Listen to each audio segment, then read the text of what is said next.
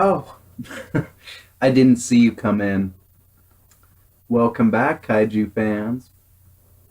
Tonight we kick off the trilogy. I have had a request, and I think it was a good request. I think it was an interesting challenge. We are going to be going through all three traditional reboots of the Godzilla franchise. Now, I will come out and say right away, I do not consider or worry about the 1998 Godzilla. Matthew Broderick did the best he could. Dean Devlin and Roland Emmerich, good try, good try. It's a fun giant monster movie. It is not a Godzilla movie, nor did it kick off a legitimate film franchise, as the films we will be discussing tonight have. Um, I will be separating these up into three shorter films. I hope. I hope. I'm trying to keep focus here, you guys. Tonight's drink is a lovely cocktail of vodka, cranberry, and Red Bull because we got to keep this homo on track tonight. Otherwise, I will ramble about all three of these films forever. I want to do a little compare and contrast. I want to get into each film a little bit. And as much as I tried to flesh out and come up with a draft where I could just talk about all three at once, it was too messy, it was too sloppy. We need to parse this out a little bit. So we will be kicking off right away with Godzilla. No, this isn't Godzilla. This is the Return of Godzilla. This is Godzilla 1984 or Godzilla 1985. Take your pick. I've been going through so much shit in my head. I'm not even going to pretend like I can just pull these names out of my ass. Our director tonight for The Return of Godzilla, we have Koji Hashimoto. Obviously, Tomoyuki Tanaka producing the music, which is a point I'm going to be hitting up. We have Rijiro Kuroku. My Japanese gets better every review, doesn't it? So, I guess before we dive into the film, just some points that I want to cover film to film. One of the interesting things I think with each film is the discussion of how does the film reflect its time, the decade it's in, what movies are doing with themselves at this point, and to see how the film reflects that. I think one of the big questions you have to ask is how do they pay respect to the character of Godzilla? If you're rebooting the character, what are you doing differently? What's the new offering? There are some fun little interesting similarities and parallels here and there I'll try and get into. I do want to keep the compare and contrast that some folks were requesting. So, The Return of Godzilla, it's fabulous. It's a wonderful, wonderful entry in the Heisei series. Well, and technically, if we're going to get snotty about this, it's not really the Heisei period. It's actually in this weird limbo area where, the term Heisei, I believe, has to do with the Emperor of Japan at the time. It doesn't actually fall in with the proper Heisei period, but it kicks off this series of films that we think of as the Heisei period. So how is it a reflection of its time? First of all, the realism is back. That's the most refreshing thing about this film. It wants to recommit to Godzilla being truly a horrific symbol, getting back to the politics, which, time-wise, talking about the politics of the time, it works. It's a good time to bring up Godzilla again.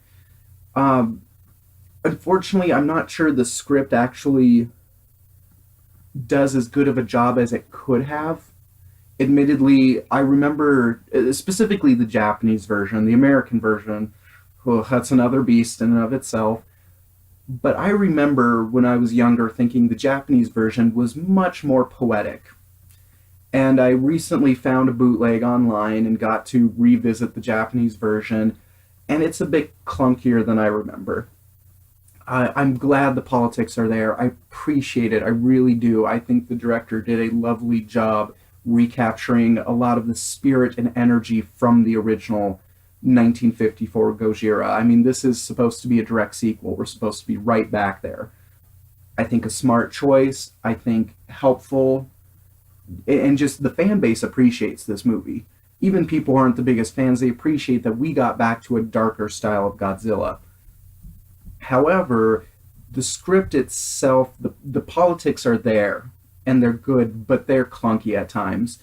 I mean, especially the discussion amongst the Japanese government, the Russian government, the American military. The American and Russian militaries are just handled so comically that then to have the very sagely wise Japanese prime minister just sit there and calmly explain none of your options for nuclear weapons are on the board, it's all off. It's not a bad point. It's exactly the point a Japanese film should be making about this. They understand the horrors of this in ways that our culture hasn't gotten to feel. Good for them for standing up. It just isn't quite subtle enough to really land the way it should. Now, what I would say lands beautifully is the kind of second half subplot where the cadmium missiles have put Godzilla to sleep, and now Godzilla is not the threat. In fact, humans are the direct threat for a good 15-20 minute section of this film. The Russian missile is going to destroy Tokyo in a way that is far more damaging than even Godzilla himself would have. That is a smart little plot point, plot detail that gets us right back to the discussion of nuclear weapons, nuclear proliferation. It's right there. And for the Cold War, it's understandable where Japan was coming from, where these politics are coming from. I just wish some of it had been handled a little more delicately. The style of the movie, I mentioned right at the top, realism. This is a big deal in the 70s. By the 70s, and for better or for worse, most of the film industry, even outside of America, is now following Hollywood. Hollywood has definitely put the flag down of victory, and 70s American films have moved very distinctly into hardcore realism. We're not into the fluffy, campy, I mean, the musicals that Fox made itself famous off of in the 60s. The Music Man is done. And even in America, we're rebooting a lot of our sci-fi classics. You have Invasion of the Body Snatchers in the 70s, the later 70s. Into the 80s, we have the Blob reboot, and several others, The Fly, but all of them are very focused on creating something that is more edgy, more realistic, more hardcore and visceral and in your face. And Toho didn't go for the gore factor that Hollywood was starting to lean into with this one, thank God. But it wants a grittier and edgier feel. And you see that with the effects, you see that with the way the story is playing out, that so much of the story is focused, I guess, maybe on hard science as compared to where the 70s Showa period was. But I would say it's reflected in the acting as well. You notice that the acting is a little more subtle, it's a little more focused. It's nice. Honestly, from where we were, I will give Honda some credit here. Terror of Mechagodzilla, he tried to very abruptly shift the whole course of the series into a darker area. He wanted to get back to what it used to be.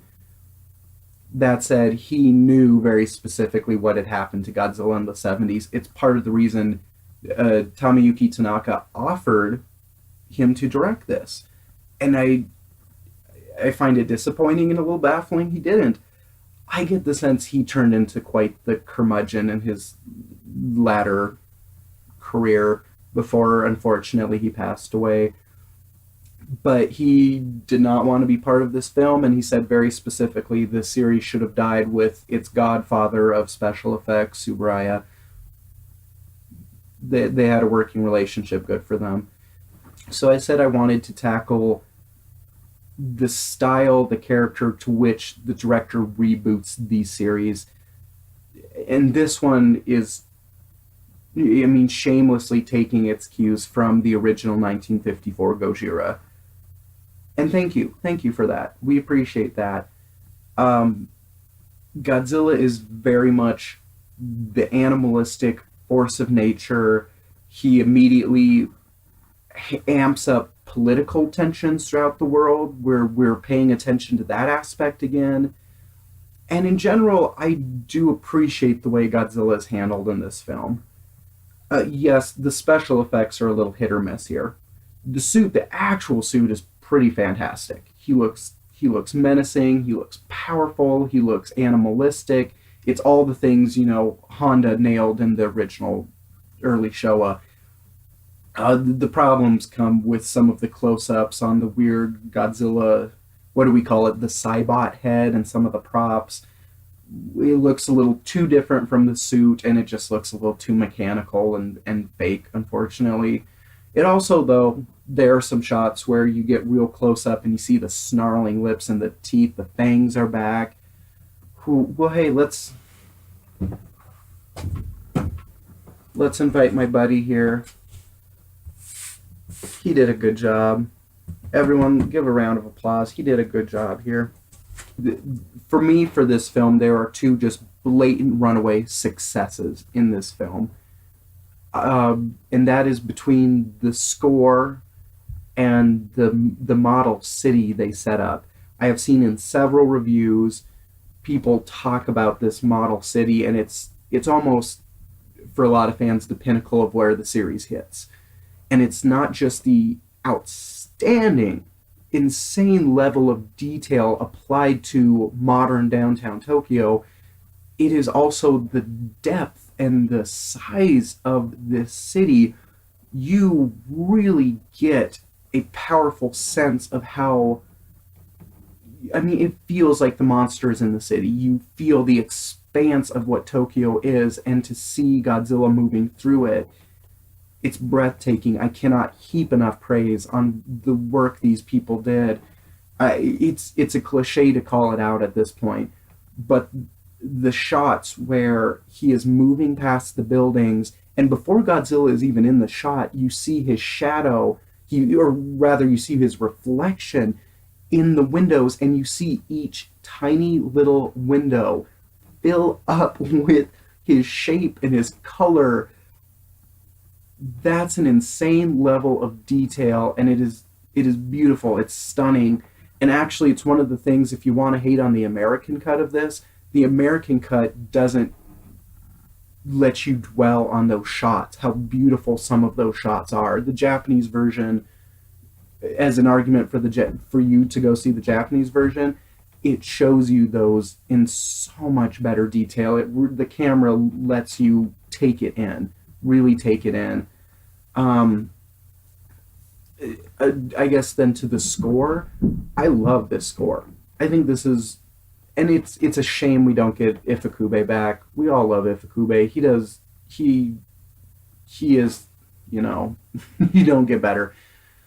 That said, though, this composer, above and beyond, he brings it. And interestingly enough, too, he nails, I think, what this film wanted to. I think this film wanted, in a lot of ways, for Toho to reclaim the legacy of Godzilla, that he's not just a corny background character, and that Toho and the Japanese industry doesn't need to be shooed aside by Hollywood.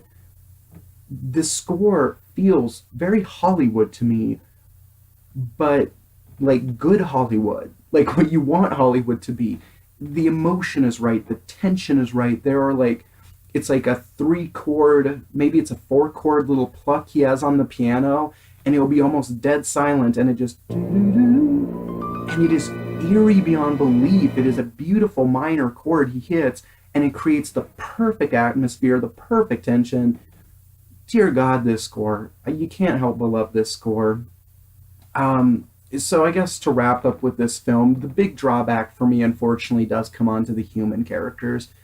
And it's not that they're bad. They are a wild improvement for what we've had to stomach for years in the Showa period.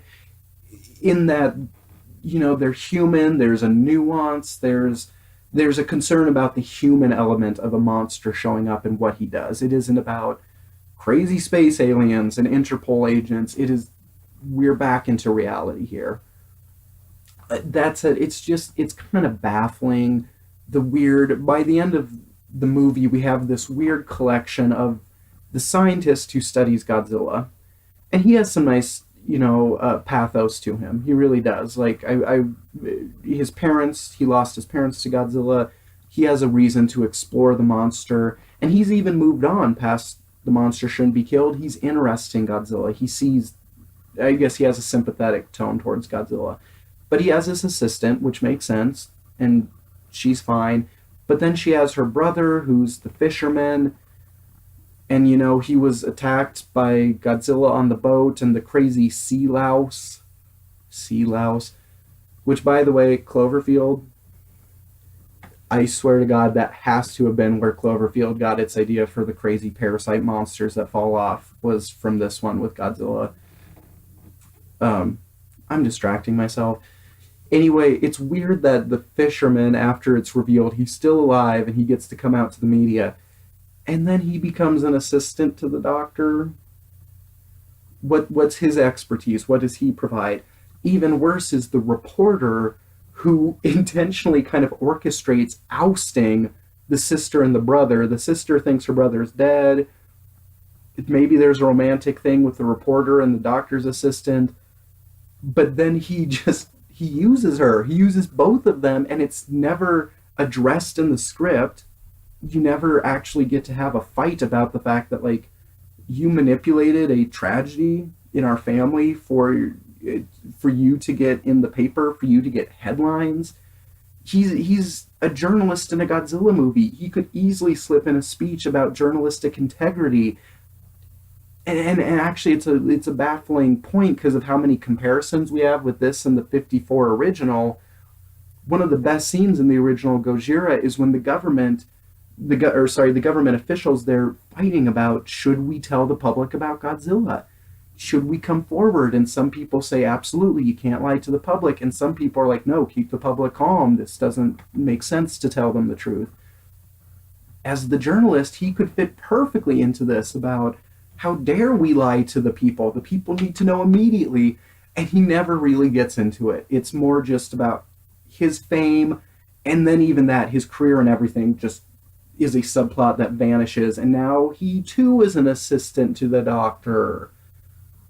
The doctor, who, by the way, as much as I appreciate, his emotional connection, he is not the smartest doctor.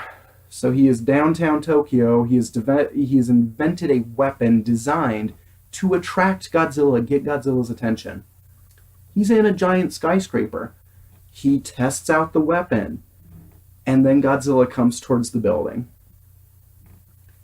Did he realize that, if my invention works like it's supposed to work, like I think it's going to work because I'm a smart scientist, not only will I be killed, my assistants, everyone who knows how to run this technology work, but the technology itself that is critical to the plot of getting Godzilla into Mount Mihara. Why would you test it out in the middle of ground freaking zero for Godzilla's attack on Tokyo? Darwin Awards? Kaiji no Kami? I know what you're talking about. The Heisei period Darwin Awards. It's there. The struggle is alive.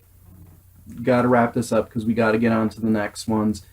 I really appreciate this film. I think this is in general, it is well crafted. You can tell the people working on this movie loved it. They cared about this.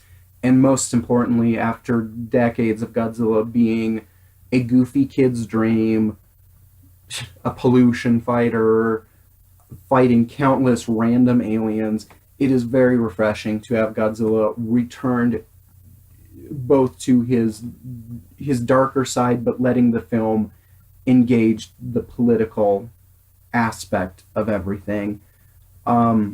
I guess for the compare and contrast, one of the interesting things with this one is, like Godzilla 2000, we have an American dub, a very specific American dub. This one goes even further. I mean, we have the American actors, we have Raymond Burr back, and God bless Raymond Burr. I understand he really wanted to try and stay true to the tone of the Japanese original. In fact, I think you can even see it in the movie. It's his character who looks like he's pissed off with the American soldiers and the American characters. I think it was literally Raymond Burr rolling his eyes that the script was trying to ham it up, was trying to cheese it up, was trying to, you know, pet the heads of the cute American audience who can't take a guy in a rubber suit seriously. The American version, though, I will admit, it has some nice moments. His speech at the end as Godzilla is falling into the volcano is nice. It gets right to the heart of what I think, especially Ishiro Honda, always talked about, the aspect of Godzilla being a force of nature, about man respecting nature. It's not a total bomb, but it is rough. There are a lot of groaners. There's a lot of sloppy dialogue. And then obviously the worst offense is the Russian soldier now has to be the villain who intentionally wants to blow up Tokyo. Yeah, I can't in full heart recommend the American version, but as far as what American dubs did to Godzilla movies, it really isn't the worst. We don't have obvious English going on. We don't have just obvious painful lip syncing. They did try. They did try. So there we go. We'll give them that. We're going through them all tonight. I will see you again for Godzilla 2000. I am signing off from Denver, Colorado. We are the Mile High City, and we're getting higher all the time.